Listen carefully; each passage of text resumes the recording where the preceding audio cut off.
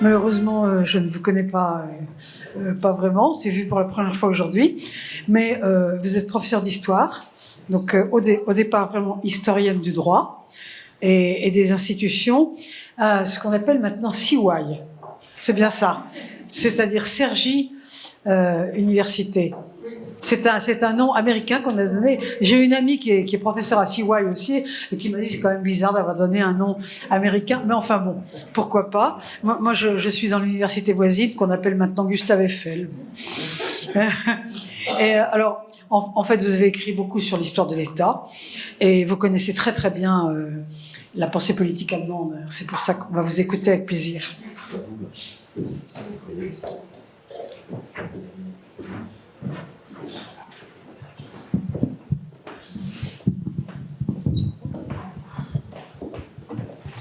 Merci.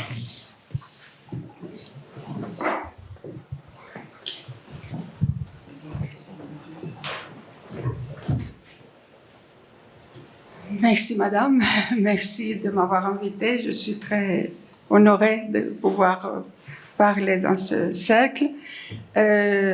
Oui, en effet, l'université de Cergy a modifié sa dénomination en 2020. Elle s'appelle CY, à la suite d'une fusion. Donc, mon propos concerne la tyrannie chez Althusius, un sujet sur lequel ont été écrit pas mal de choses jusqu'à maintenant. Donc, je vais essayer de voir certains aspects de ce concept, disons, assez évocateur. Donc, au début de l'époque moderne, la tyrannie constitue une réelle menace pour les États européens. Sur le plan extérieur, l'Empire ottoman, qui a mis en danger à plusieurs reprises le statu quo de monarchie européenne, représente un premier péril. Ensuite, à l'intérieur de l'Europe chrétienne, les guerres de religion ébranlent l'ensemble de l'organisation sociale d'un point de vue aussi bien politique que religieux. Dans un contexte de réorganisation politique et sociale, les questions de la souveraineté, de la raison d'État et du pouvoir absolu ou mixte sont des préoccupations majeures pour les philosophes et les juristes, et aussi les théologiens. C'est dans ce contexte que s'inscrit l'ouvrage fondateur du droit public allemand Politica Methodica et Geste d'Althusius, qui a l'ambition d'ériger la politique au rang d'une science et d'un système clos. En même temps, il met à la disposition de ses lecteurs un ouvrage pratique indiquant les moyens permettant d'affronter un régime tyrannique.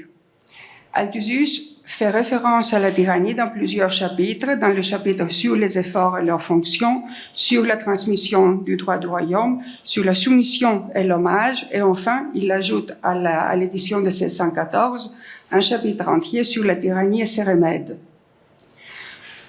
Pour saisir les différents aspects du concept althusien de la tyrannie, il faut partir de la conception de l'organisation de la société dans la pensée du syndic d'Emden. Donc, il y a certains aspects ou certains points, disons, dont on a déjà parlé aujourd'hui, mais voilà, je vais assez rapidement là-dessus.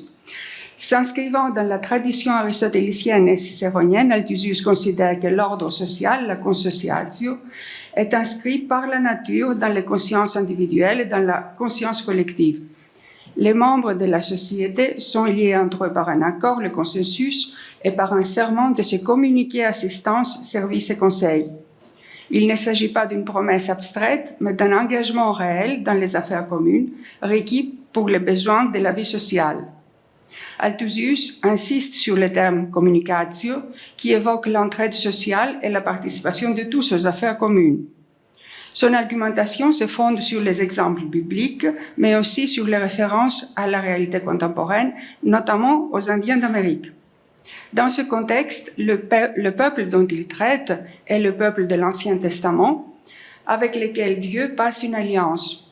En ce sens, la communauté des sujets est en premier lieu une communauté religieuse, en particulier la communauté chrétienne. Les chefs politiques ont été nommés par le peuple quand le besoin s'est présenté grâce au pouvoir d'instituer un roi, conféré par Dieu à toutes les sociétés humaines et animales, mais aussi aux êtres célestes, donc aux anges. Nous nous trouvons devant le principe selon lequel les princes sont faits pour le peuple et non pas le peuple pour le prince. La société althusienne n'est pas égalitaire. Au contraire, elle doit son harmonieux fonctionnement à son caractère hiérarchique. Les intermédiaires entre le peuple et le magistrat suprême sont les efforts ou optimates, qui représentent le peuple dans un sens à la fois géographique et professionnel ou corporatif. Ces instances se retrouvent également, bien sûr, chez les doctrinaires protestants, Buchanan, Duplessis, Mornay, Théodore de Bèze. Au sommet de la hiérarchie sociale se trouve le magistrat suprême, élu par les efforts qui lui confient le mandat de direction des affaires communes. Le magistrat suprême n'a pas de pouvoir illimité, auquel cas il serait un dictateur romain, il est seulement le gestionnaire des droits du corps politique.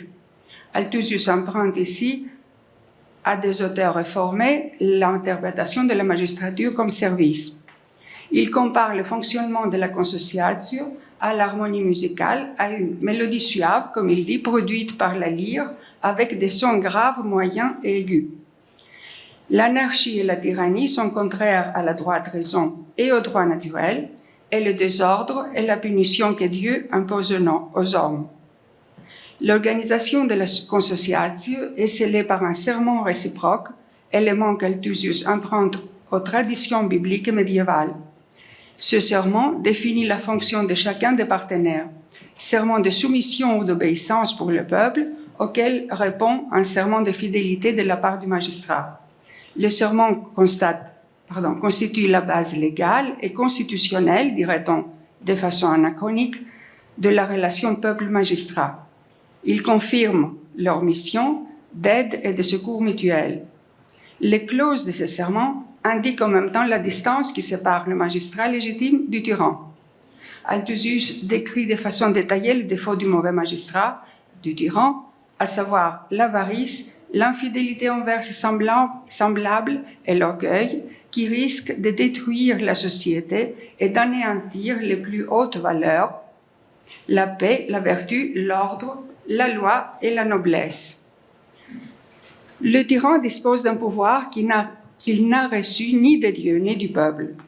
La légitimité du prince procède justement de la relation contractuelle par laquelle chacune des parties se lie à l'autre. Althusius suit ici la tradition thomiste. Le magistrat suprême n'est pas legibus solutus, il est au contraire la loi vivante, le gardien et le ministre de la loi. Il se démarque donc de la doctrine de Bodin et est ainsi fixée une limite de nature constitutionnelle à l'exercice du pouvoir. Dans son chapitre sur les espèces de la magistrature suprême, le 39, Althusius insiste sur la stricte fidélité du magistrat ou du monarque aux lois. Citation, on reconnaît un excellent prince au fait qu'il veuille vivre selon la prescription des lois. Dans le cas contraire, il devient un instrument du diable et par conséquent un tyran. Plusieurs questions se posent alors. À quelle loi Althusius se réfère-t-il? Le prince est-il autorisé à s'écarter éventuellement de la loi? À la différence du légiste musipontain Pierre Grégoire, auquel il fait fréquemment référence, Althusius ne fait pas de distinction entre les lois préexistantes et les lois édictées par le prince. Le fait, écrit-il, qu'il puisse être interdit à l'empereur d'accomplir des actions injustes et interdites n'enlève rien à son pouvoir ni à sa liberté, mais démontre plutôt sa véritable liberté et puissance qui consiste à avoir des limites. Fin de citation. En somme, le magistrat suprême doit respecter la colonne vertébrale du royaume, à savoir l'ensemble des accords par lesquels les cités et provinces se sont unies et ont consenti à entretenir et défendre une communauté d'activités, de conseil et d'aide. Le syndic d'Emden ne fait pas de distinction entre les lois des circonstances ou les lois coutumières et les lois naturelles. Il renvoie sur cette question à la Bible, aux coutumes, au décalogue, mais aussi au Iura Regni, les lois de l'Empire qui s'imposent au magistrat suprême et enfin aux lois adoptées par un commun accord entre le magistrat et les consociétaires. Un souci majeur de la théorie althusienne est de fournir les bases assurées à la société politique à l'autorité et à la stabilité de l'État. Il partage ainsi les préoccupations des théoriciens de la raison d'État. La communauté des sujets, détentrice du pouvoir d'établir le droit, transmet l'autorité au magistrat suprême via son élection par les efforts selon les usages politiques de l'Empire. Ainsi, il pourra édicter la loi conformément à l'utilité publique et à la justice. Il devient donc autonomos, autotelis et autodikos, comme l'écrit lui-même Althusius. Une fois élu, le magistrat ne dépend pas du peuple aussi longtemps qu'il respecte les termes du contrat. Il pourra garantir la stabilité et la durabilité de l'État grâce à un subtil équilibre entre sa propre autorité, confortée par l'admiration que le peuple lui voue, et la crainte qu'il inspire à celui-ci. Dans une période d'instabilité politique qui dure depuis le milieu du XVIe siècle, Althusius établit plusieurs digues afin de prévenir le risque d'accaparement du pouvoir par un magistrat tyrannique. D'une certaine façon, il va suggérer un système de checks and balances, un certain système de séparation du pouvoir, on peut dire, entre le peuple, les efforts et le prince. À cet égard, il s'oppose en particulier à Guillaume Berkeley, pour qui la dignité royale est accordée par les lois de succession et finalement par la volonté divine, ce qui ne laisse aucune place à une quelconque responsabilité du monarque envers le peuple. Au contraire, Althusius, qui suit ici les vues des néo-stoïciens, et tout particulièrement de Juste Lips, considère que c'est l'acte d'élection et le contrat qui en procède qui constitue le fondement de son pouvoir. Ainsi, le non-respect des clauses du contrat met en question la légitimité du magistrat suprême, contrairement à ce que le docteur écossais soutient dans De Regno et Regali Potestate. Dans son ouvrage, qui a un caractère didactique, Althusius procède de façon méthodique à la distinction de plusieurs sortes de tyrannie. Il y a tout d'abord une tyrannie générale qui a pour but la destruction des bases constitutionnelles, pourrait-on dire, de la société politique, à savoir les lois fondamentales et celles de la religion. En exerçant un pouvoir absolu, le tyran ne respecte pas son serment et élimine les institutions majeures de la société politique. Il distingue ensuite de la tyrannie générale, un type particulier de tyrannie, qui ne menace pas les fondements même de la société, mais gère les affaires et les biens des personnes de façon contraire à la piété et à la justice. Le prince se transforme en tyran quand il utilise son pouvoir pour dépouiller les sujets ou pour les contraindre à verser dans l'idolâtrie ou lorsqu'il les incite à mener une vie immorale. Althusius a le souci constant de la bonne administration de la communauté. Or, une des marques de la tyrannie est non seulement le non-respect des lois, mais aussi l'entrave à la bonne marche de la justice, à la bonne marche de la justice et la mauvaise gestion de l'éducation et de l'économie. Si le magistrat détériore les structures du commerce, il détruit par là même les bases de la paix civile. De même, il ne doit pas accabler la société d'impôts lourds. S'il dilapide les biens publics à son propre avantage, s'il favorise une minorité ou fait usage du patrimoine commun contraire au droit, il porte préjudice à l'ensemble de la société et court le risque de la transformer en une bande de brigands et de devenir lui-même tyran.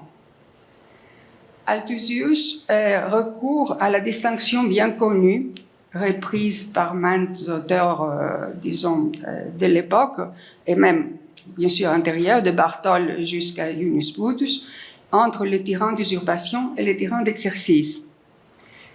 S'agissant de ce dernier, donc tyran d'exercice, l'édile d'Emden considère que tout écart de comportement d'un prince légitime parvenu au pouvoir à la suite d'une élection ou selon les règles de transmission de la couronne ne le transforme pas en tyran. Il faut en outre pour cela que le prince provoque par ses actions le naufrage de tous les navires de la societas. Selon Althusius, le summus magistratus est comparable au père de famille ou à l'époux dont le comportement peut parfois connaître des écarts. Néanmoins, de même que tous les écarts de comportement d'un époux ne justifient pas la dissolution du mariage, mais seulement les agissements qui mettent en question les bases mêmes du lien matrimonial. De même, seuls les actes qui bouleversent les fondements de la société civile privent le prince de sa légitimité. Le tyran d'usurpation est pour sa part dépourvu des titres légitimes, que ce soit par hérédité ou par élection, ou bien il est parvenu au pouvoir sans avoir mené une guerre juste, une guerre défensive destinée à défendre la liberté, les droits ou la religion. La réalité politique de l'époque de la Réforme a montré à quel point la position du magistrat est fragile. De fait, on remarque dans la théorie althusienne qu'un basculement des situations est possible dans une direction ou l'autre. Si le prince légitime peut, en s'écartant de la loi, se transformer en tyran d'exercice, le tyran d'usurpation peut acquérir un titre régulier et devenir prince légitime. Les références aux exemples historiques ne manquent pas, de Jules César à Hérode.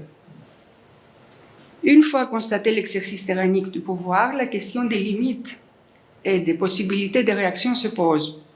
Althusius, dans la tradition des maîtres de la Réforme, accorde une importance majeure à l'obéissance tant dans le cadre familial que dans celui de la société politique et religieuse. La question de l'obéissance est loin d'être un sujet purement théorique au moment où il rédige les différentes éditions de son traité. La situation politique de la ville d'Emden, qui l'a fait venir de Herborn et lui a attribué la dignité de syndic, était particulièrement fragile et mouvementée à la fin du XVIe et au début du XVIIe siècle.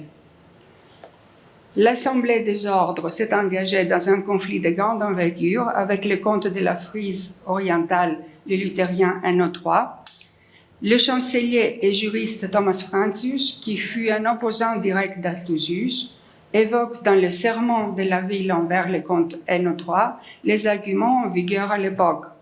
Citation: « Toute autorité est voulue par Dieu, l'obéissance des sujets n'est pas une obéissance servile, mais obéit à un commandement divin. » Pour maintenir et garantir la stabilité de l'État, il faut faire régner la discipline sociale par l'obéissance. Althusius rappelle les commandements de la deuxième table du Décalogue et insiste tout particulièrement sur le respect que les enfants doivent envers leurs parents, mais aussi le respect des citoyens envers les chefs, la patrie et le gouvernant. D'ailleurs, la référence au topos paulinien « rendez à César ce qui est à César » intervient fréquemment chez les syndics d'Emden. Toutefois, il relativise cette obligation d'obéissance en disant qu'au moment où les apôtres ont formulé leurs enseignements, les empereurs n'étaient pas chrétiens et par conséquent, les critères d'obéissance étaient différents. Mais en matière politique, contrairement à une partie des auteurs, parmi lesquels Gentili, qu'il cite à plusieurs reprises, qui soutiennent qu'on ne doit pas retirer à un père de famille la puissance paternelle ou dominicale, Althusius considère que dans certains cas, la déchéance du pouvoir paternel peut être justifiée. Et à ces propos, il renvoie au paragraphe du digeste qui indique que dans le cas où le père est aliéné, le fils peut être désigné curateur ou en cas d'abus de la part du maître, l'esclave peut être vendu à un autre maître. Ainsi, en se fondant sur le droit romain, Althusius admet la possibilité de la désobéissance civile lorsque sont mis en question les fondements de la société civile, la famille et la propriété. Mais il pose des conditions précises à la légitimité de la désobéissance. Contrairement à Juste Lipse, selon qui il faut supporter les tyrans parce que de toute façon, tant qu'il y aura des hommes au monde, il y aura des vices, alors que les changements fréquents sont dangereux, le magistrat d'Emden considère que dans certains cas, il vaut mieux prendre le risque de l'instabilité et donc organiser un jugement du tyran afin de préserver la religion, la liberté et même l'intérêt des générations futures. Si l'obéissance est en règle générale valorisée, faut-il en toutes circonstances se soumettre au tyran? La question acquiert une importance majeure dans le contexte de la pluralité confessionnelle de l'Empire. Althusius consacre plusieurs développements justement à la tolérance. On a entendu plusieurs conférences là-dessus.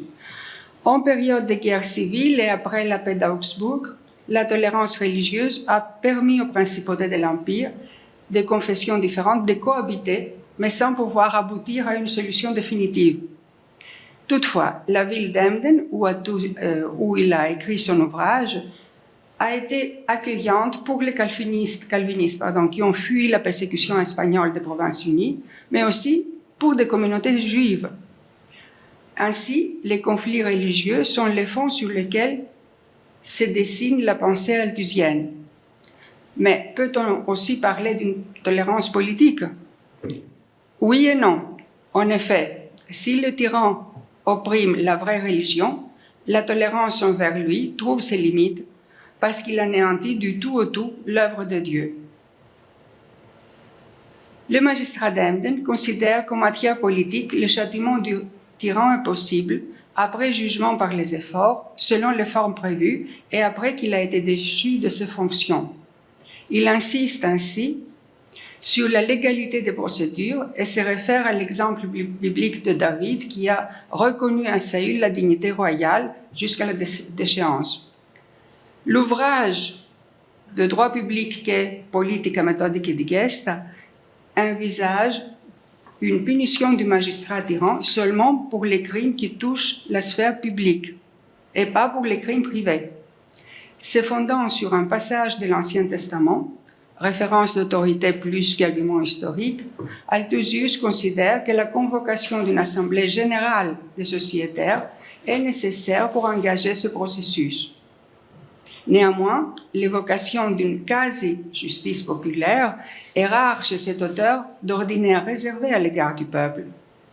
Malgré son option en faveur d'une forme de souveraineté populaire, il souligne que seuls les optimates ont le pouvoir de juger le tyran ou de le punir, mais en aucun cas le peuple lui-même. Conformément à la tradition du stoïcisme et de l'humanisme, il assimile le peuple a un pupille qui peut agir en justice sous la garantie de son tuteur. Le fait qu'une procédure de jugement soit requise interdit la vengeance des personnes privées qui, en tout cas, selon la tradition, n'ont pas le droit de porter les armes, a fortiori contre le souverain. Sur ce point, Althusius mène une polémique vigoureuse contre Berkeley. En effet, alors qu'Althusius suit une voie légaliste et soutient que la destitution du prince doit suivre une procédure formelle menée par l'Assemblée des efforts, Berkeley considère qu'en cas de pratique tyrannique, le roi cesse ipso facto et sans jugement préalable d'être légitime et peut être puni par tout citoyen.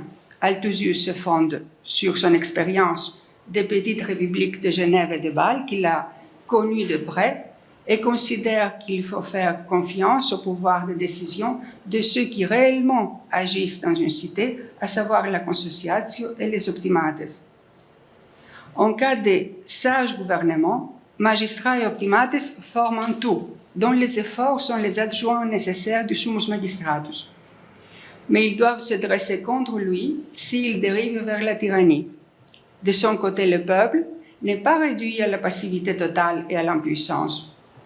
Certes, Althusius concède le droit formel de résistance aux seuls optimates. Pourtant, il s'exprime de manière nuancée. En effet, il indique que le magistrat, qui d'une façon ou d'une autre prive les sujets de la possibilité et de la volonté de résister par le découragement et la méfiance ou en introduisant la désunion de la société, est un tyran. Donc, l'option de résistance doit rester ouverte, même si aucune personne isolée n'est habilitée à exercer une résistance active. Ainsi, il se montre plus restrictif que les monarchomaques français, notamment Théodore de Bèze ou l'auteur de Vindicke, sur ce point. En effet, dans la théorie althusienne, seul le groupe social se voit attribuer un rôle politique. Le sujet, ou même le magistrat à titre individuel, n'a pas de fonction dans la vie politique. Mais les sujets, même pris séparément, et le peuple dans son ensemble, doivent soutenir les magistrats dans leur acte de résistance par une aide matérielle ou par leur conseil. Il s'agit ici donc d'une assistance essentielle. Le sujet qui n'apporte pas son concours aux magistrats résistants est considéré comme un ennemi de la patrie et comme un déserteur. Il faut revenir sur la question du rôle du groupe social dans la théorie althusienne. La construction de la consociatio est l'effet d'un triple serment. Tout d'abord, le peuple jure obéissance à Dieu, puis intervient un serment réciproque entre le peuple et le magistrat. Dans cette construction théorique, le pouvoir souverain du peuple est situé au-dessus du magistrat suprême, même si ce dernier s'est vu conférer par élection le plein pouvoir. Dans son ouvrage de dogmatique juridique Dicéologica de 1617, mais aussi dans la Politica, Althusius traite des relations magistrat-peuple dans des termes de droit privé allemand. De droit privé romain. La violation du contrat de la part du magistrat confère des droits subjectifs au peuple. Dans une argumentation, il établit une comparaison entre le père qui a perturbé l'ordre social et le tyran. Or, les digestes auxquels il se réfère excusent dans un tel cas le parricide. Selon Althusius, le peuple détient la propriété et l'usufruit de ses droits. C'est une citation. La communauté a donc un droit d'autodéfense et d'autoconservation auquel elle ne peut pas renoncer. La rupture du contrat par le magistrat libère automatiquement le peuple de l'obligation d'obéissance, ce qui ne signifie toutefois pas que ses membres aient un droit d'insurrection. Ce point de vue diffère de celui de la plupart des monarques. Pour sa part, Bodin considère que le monarque tyrannique peut être puni par tout citoyen ou par un étranger parce qu'il ne dispose pas des droits de souveraineté. En revanche, un monarque légitime qui devient tyran ne peut être tué ni par un citoyen isolé, ni par un organe collectif. Le magistrat d'Emden objecte à cette opinion que le magistrat suprême a reçu son pouvoir d'un supérieur, les efforts. Il doit donc par conséquent être jugé et destitué par ceux-ci. Mais supposons que le peuple ait attribué au magistrat suprême la totalité des pouvoirs.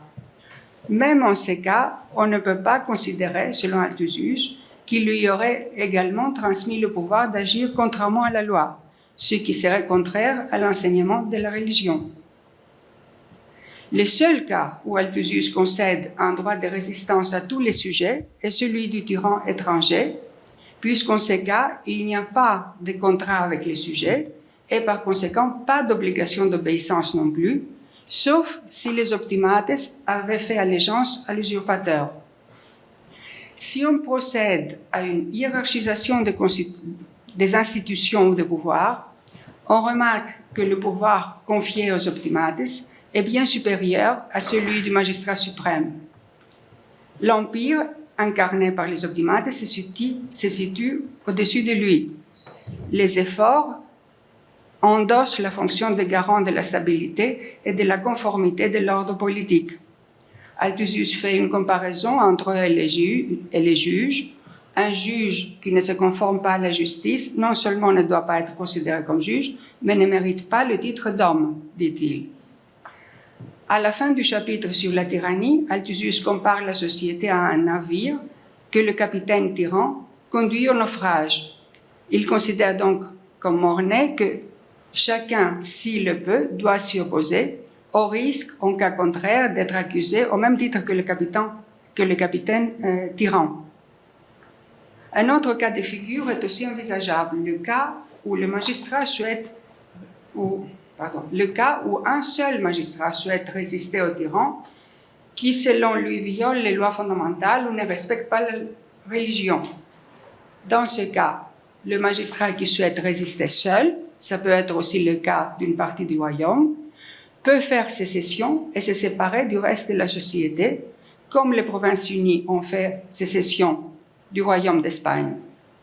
Sinon, Althusius suggère aux individus qui font face à la tyrannie, notamment en matière religieuse, et ne souhaitent pas la subir, de fuir les territoires du tyran et de trouver refuge auprès d'un autre prince, selon la règle cuius regio eius religio, ou bien, ultime moyen, il leur suggère d'exercer une résistance passive.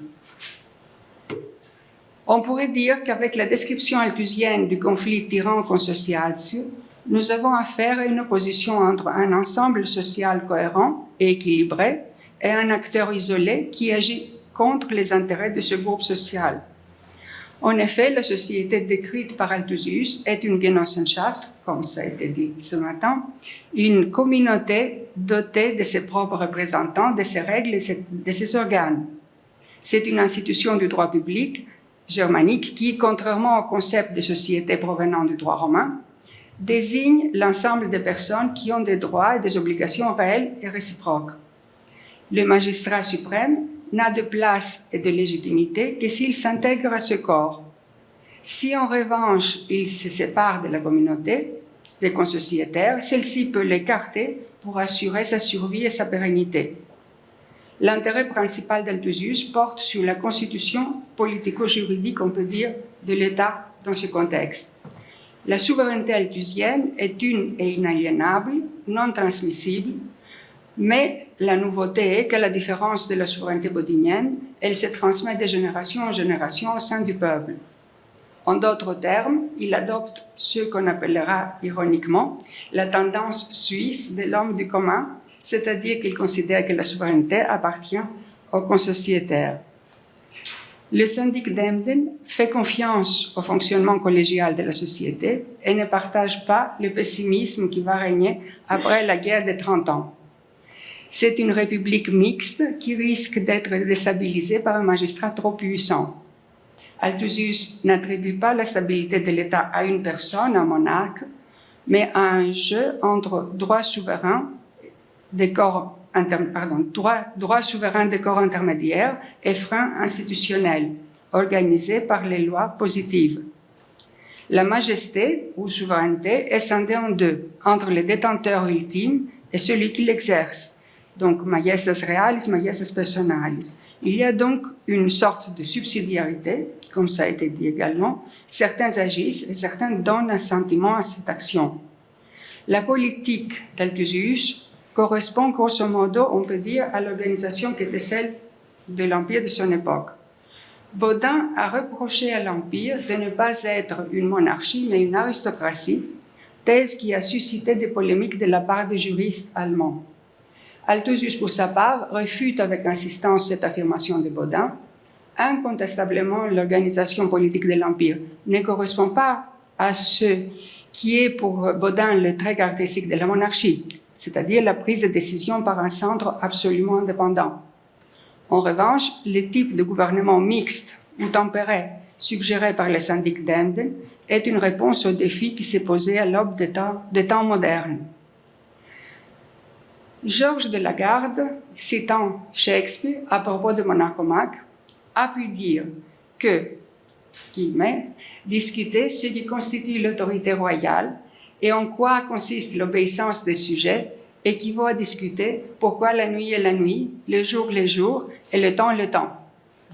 Toutefois, nous n'arrivons pas, s'agissant d'Althusius, à la même conclusion, à savoir qu'avec ce genre de discussion, nous perdons à la fois la nuit, le jour et le temps. Nous dirions plutôt que sa réflexion, menée à l'aube des temps modernes et oubliée pendant longtemps, fait preuve d'une modernité surprenante quelques 4 siècles plus tard. Je vous remercie.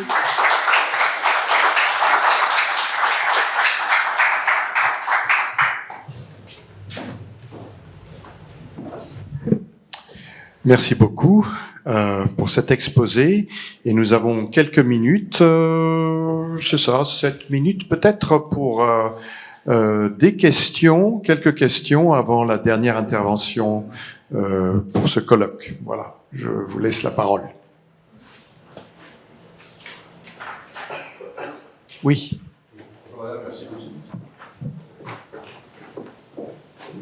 Est-ce que Althusius a écrit sur le rôle des corps intermédiaires, notamment comme rempart contre la tyrannie? Est-ce qu'il s'exprime là-dessus? Oui. Les corps intermédiaires, vous voulez dire pas les efforts, mais les corporations à l'époque ou oui, les associations. Enfin, dans la mesure où ce sont des consociations, ils sont élus. Et donc, s'ils sont élus, ils représentent la population, donc ils peuvent agir. Mais maintenant, la destitution, c'est une réponse seulement des efforts. Destitution.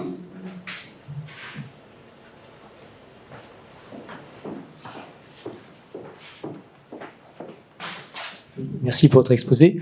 Ce matin, Blanchine Krégel nous parlait de son opposition à l'État administratif tout en étant favorable à un État fort. Or, il me semble que dans l'organisation des consociations, elles ont leur propre loi et également leurs propres finances. Donc, est-ce que la façon dont Altusus pense l'organisation financière des consociations ou des imbrications de consociations est aussi, d'une certaine façon, un contre-pouvoir à un État central qui, parce qu'il tiendrait les cordons de la bourse, finalement serait en position de force? Alors là, je répondrais plutôt qu'il s'agit d'une application de la subsidiarité, si vous voulez. C'est-à-dire que chacun a ses propres fonctions et son propre domaine d'agissement. Maintenant, opposition, s'il s'agit des questions sur lesquelles ils portent leur pouvoir, si vous voulez, ou leur fonction, oui, il y a le principe de l'autogestion quelque part. Hein? Il y a cette idée.